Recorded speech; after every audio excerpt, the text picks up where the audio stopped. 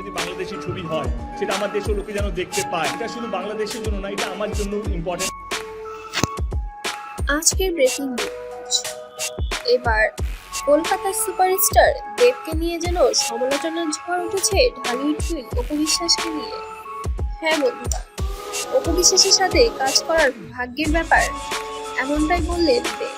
এবং আমি চাই অপুর সাথে কাজ করতে। বাংলাদেশে যদি আমি কখনো যদি যৌথ প্রযোজনার কাজ করি, এবং বিগত দিনেও আমি অনেক যৌথ প্রযোজনার কাজ করেছি যেটা বাংলাদেশ এবং ভারত সংমিশ্রণে কাজ হয়েছে, তবে নতুন করে যদি বাংলাদেশ ভারতের যৌথ প্রযোজনায় যদি কোনো ছবি হয়ে থাকে তাহলে আমি অবশ্যই সেটি করতে স্বাচ্ছন্দ্য বোধ করবো, এবং আমি যাকে চিনি এবং পছন্দ করি আমি তার সাথেই কাজ করব, এমনটাই একটি মন্তব্য করেছেন দেব।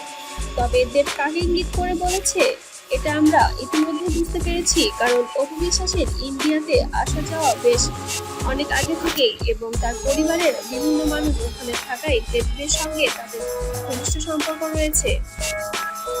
সেই সূত্র ধরে এবার দেব যেন প্রকাশ্যে বলেই দিল যে অপুর সাথে সে এবার কাজ করতে চায়, এবং অপুর সাথে কাজ করতে নাকি তার অনেক ভালো লাগে, এবং তার ভাগ্যের ব্যাপার যে অপু তার সঙ্গে কাজ করবে। এই যেন নতুন এক রসায়ন শুরু হয়েছে দেব এবং অপুর মধ্যে, যেটা সাকিব খানের সামনে ঘটছে এমন একটি বিষয়।